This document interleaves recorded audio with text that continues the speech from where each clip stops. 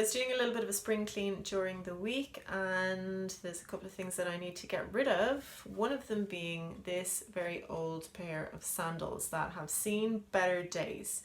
But before I throw them out, I want to use them as an example. Basically example for you guys to do some self-checks at home. So hopefully you can see, I think it's pretty good quality that you can see, this shoe has worn out differently to this shoe. So you can see this guy, this shoe, the right shoe, has a lot more wearing on it than this. Now, they're pretty banjaxed either way, but hopefully you can see there's a difference from side to side there. And this is a question that I get asked a lot by clients. They'll ask me, oh, maybe this heel part here is wearing out differently from side to side, or consistently wears out for them, or the toe box area is wearing out in a different way. And they're basically asking me, is that normal? Does that happen to people? What does it mean? And for sure, your shoes wear out. But what I want to point out with them is when they wear out differently from side to side. And that's something for you to check in your own shoes, old shoes. Do you notice a difference in side to side? How and where in the shoe does it wear? And does it wear more in the right, or does it wear more in the left? And these are little things that you can check in your own body to see, is there any level of imbalance or asymmetry within your body? Is there more going on one side than the other? And if there is, this can contribute to aches and pains. This can contribute to that hip pain, or that shoulder pain, or that neck ache. So I want to show you some other ways to check yourself at home to see, do you see a difference? And just start tuning into your own body and learning a little bit more about your own body. So the next one is your shoulders. And all you need to do is basically look in the mirror, stand in front of the mirror, square, not in any kind of wonderful pose, just square looking in the mirror, and look along the tops of your shoulders, right along here and right out to the tips of your shoulders, and see what you can see. Is it nice and symmetrical, or is there a difference from side to side? It might be very subtle, or you might notice quite a big difference from side to side.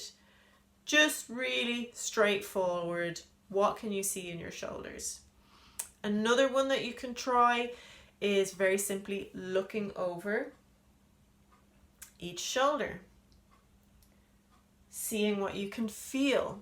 Can you go as far from side to side? So you might find, yeah, the movement on my left, fine, that feels good. No, movement on my right, that feels a little bit tighter on that side. Or it might feel painful even. Sometimes it is just literally, it just doesn't go as far on that side. But again, it's a difference in symmetry from side to side. The left side is doing something different to the right side. And these can give you clues about what's going on for you, for your body. To come back to the shoulders, a lot of the time for people, they're doing things day to day that contribute to these little asymmetries. With your shoulders, you might wear one strap bag. So you sling it over your shoulder, off you go. And if I ask people, okay, which shoulder do you use to pop your bag on? Most people will have one side. Oh, it's always my left shoulder, I put it over. It doesn't feel right on my right shoulder. I'll always put it on my left. And these little activities that we do a little of, but we do them regularly, can contribute to these imbalances building in our body. So the minute we put a strap on this side, the muscle all around here has to work differently. It has to contract and tighten to hold the bag in that position. This side is doing something completely different. So again, you're asking something different of this area compared to this area. Another simple example of something that we do a little of and we do regularly, that is not a symmetrical movement, is crossing our legs. So again, if you ask people, do you cross left over right or right over left? The majority of people will look and they'll think, oh, it's always left over right. It feels funny to do it the other way. Because you've been doing it habitually, probably for years. It builds and it builds and it builds, and it can contribute to this asymmetry within the body, this lack of balance, maybe a little bit of misalignment. And this is really, really common. But as I said, it can be a good way to tune into your own body and figure out, is that something that's contributing to my hip pain? Is me always wearing a very heavy bag on my left shoulder contributing to that ache at the very top of my neck? It's just something to think about. For the majority of people, what can cause these imbalances from day to day within the body are, as I said, little small things that you're doing a little of, but regularly. But what I also want to mention is for a minority of people, they'll see these imbalances in their body, maybe in their shoulders, maybe in their ribs, maybe in their hips.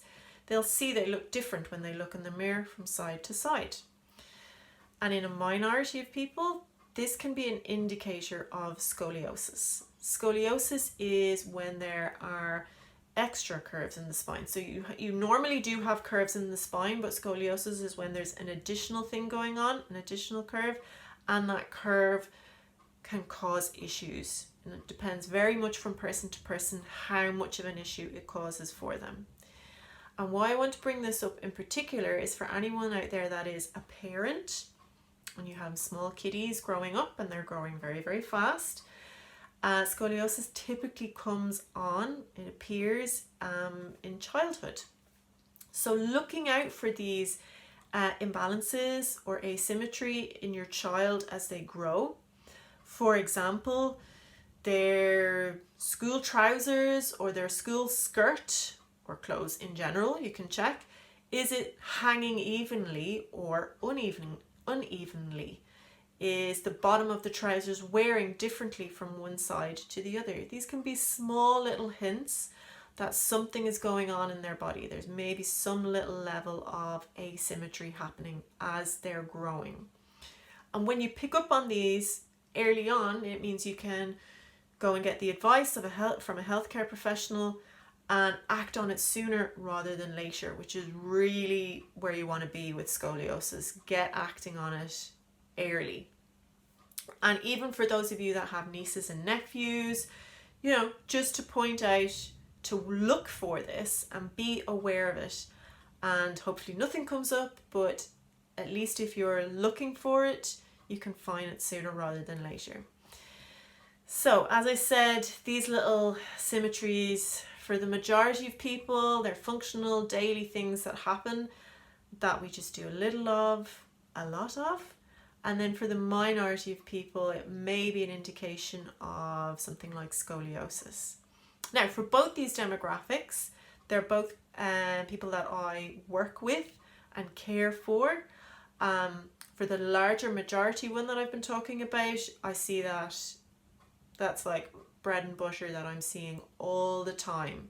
These little things that we're doing day to day that build up and can potentially cause stress and strain through the body. And then also I work with people that have scoliosis in helping manage and support their condition so they can be the best that they can be.